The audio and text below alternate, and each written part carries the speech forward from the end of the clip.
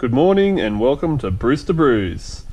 Today, doing a 5 AM Saint by Brewdog. I was about to point at Brewdog, but it doesn't actually say Brewdog. Oh, DIY dog. Whatever. Anyway, it's a Brewdog brew, another one.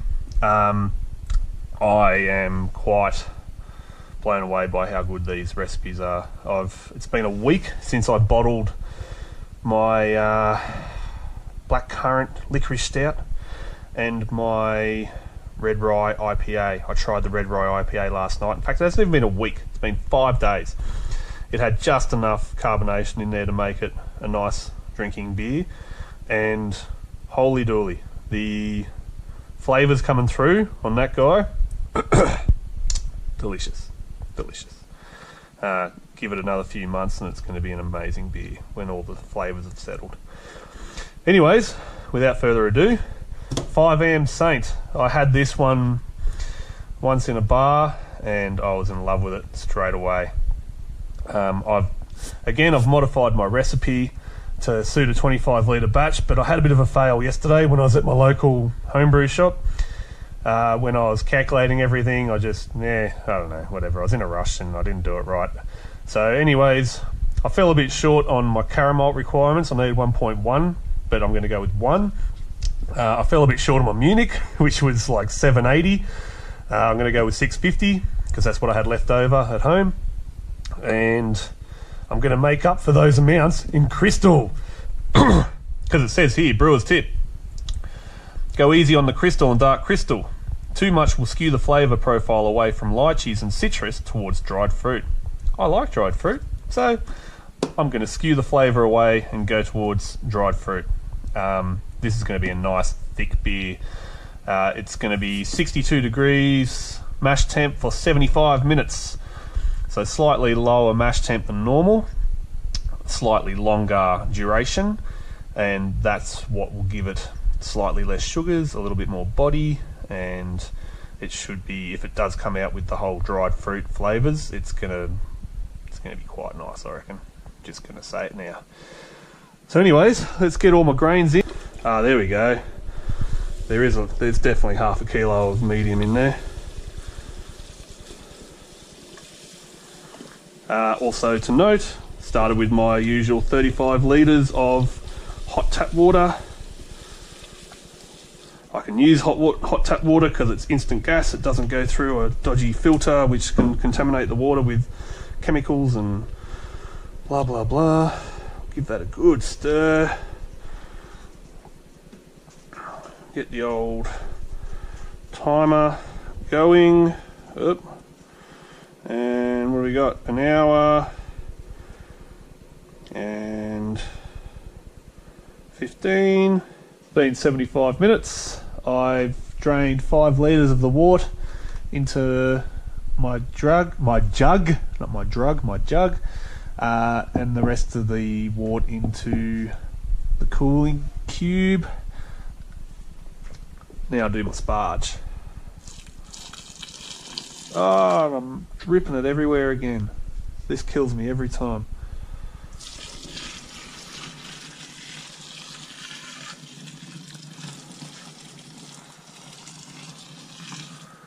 So that will now drain into my other jug. Takes a while because it needs to filter through all the grains, and they're quite thick at the moment. So once that jug's full, I'll swap the hose over to the other jug. I'll have another 5 litres to pour through. Probably do that 4 or 5 times, and then we'll get it up to the boil and start adding the hops. The water is now at the boil, and we've got drained all the grains as best I could. Got a couple of litres out of that. It's back in there. It's still dripping. I might chuck that in at the end if it's anything that looks of consequence. So for the 60 minutes we're doing 3 grams of Cascade and 3 grams of Amarillo, and then at the 40 minute mark with 20 to go, 3 grams of Galaxy. It called for Nelson Sauvin, but my local said Galaxy will do the job just as well. They only had little tiny sachets of Nelson, and I've got heaps of Galaxy at home, so happy to mix it up where I can save some bucks and use up old hops. And then at the end, 16 grams of Amarillo and 16 grams of Galaxy again replacing the Nelson. So we got our 6 grams total. It seems like not very much, let's be honest. But they are quite high percentages in the alpha bitterness scale thingy, whatever it is. So we'll dip the old ball bag in the wort, tuck him in, set the timer for 39 minutes. That'll give me a minute to get up off the couch and get back to the kettle. At which point we'll do the 20-minute addition for flavour, and then at 0 minutes we'll chuck in the aroma addition and let that sit for 10 minutes. 60-minute boil is finished, all the hops are done, did my flame out addition. It's been sitting for 10 minutes. I've just done my whirlpool, which is just the old spoon in the wort trick, and you kind of mix it all up and it makes all the hop sediment and whatnot come to the surface and mix in with all the fluid, and it helps it bond chemically to the wort. It's been 10 minutes. Now we just empty the sucker into the no-chill cube, which I've just sanitized, and as you can see there's still a bit of the foam left on it. That's my star sand in there. I'm going to do another batch tomorrow, and I'll use the same stuff for that as well. So yeah, pretty simple. Once this guy's full, put the lid on, chuck it in the cellar, give it about 24 hours, and by then it should be down to about 19 degrees, at which I shall pitch the yeast. Hasn't been quite 24 hours yet, but my no-chill cube is down to 21.7. I want this guy to ferment at 19, so by the time I aerate it through my sanitized sieve, which is being precariously held on by a clamp, it'll probably be about 21-ish. That couple of degrees will probably take 24 hours to come down to it actually had a cold night last night. It's 18 degrees in the cellar at the moment, but it'll come up again. We've got a very hot week ahead of us. It's going to be like in the 30s all week. So this should stay at the 19 degree mark-ish, 19, 20. Anyways, let's get this sucker in. Yeah. It's a very full 25 litres today. There is a bit of bulging going on, so hopefully it's only about 26. The recipe was made to 25. Oh, Jesus. All right. Whoop. Hey, there we go. Slow down, slow down. That's it.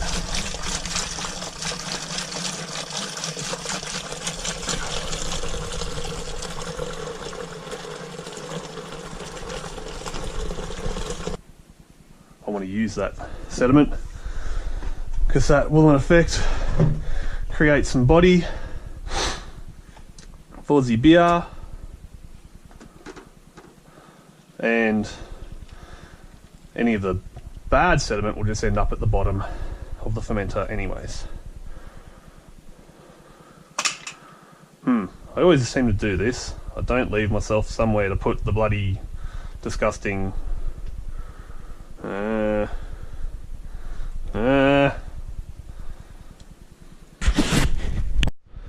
because of my 27 litres, I've only hit an original gravity of 1042. I want 1050 to get my 5% beer, so I've got to add, for every point, 66 grams of dextrose, which is 530 grams. So here we've got 17.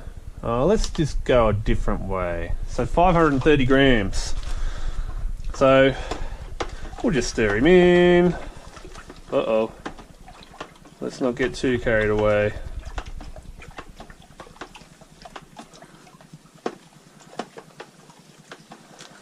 Easy, easy, easy. Uh-oh. Stop, stop, stop. Okay. Oh, I just spilled bloody dextrose everywhere. 290.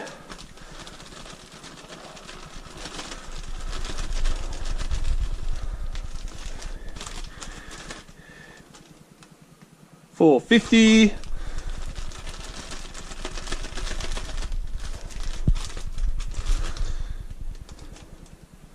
$516. And that should be about 530 grams. Look at that, 533 grams. Beautiful. So we'll give him another good stir, get all those sugars in there. I did sanitize my tube so I can chuck that beer back in so we don't get any wastage.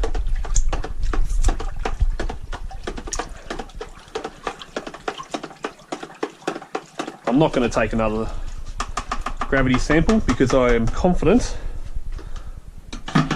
that the 66 grams per point will get the job done. Yeast, been sitting in my pocket for about 15 minutes, getting nice and warm.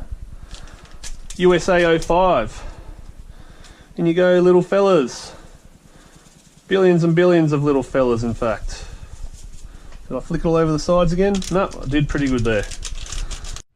It's dry hop day for the 5 AM Saint. It's been sitting in here for about 4 days. I normally do it at the 3-day mark, but I actually just forgot about it. It's Christmas, it's the silly season, been partying too much and drinking too many of my other beers. Dry hopping for the 5 AM Saints.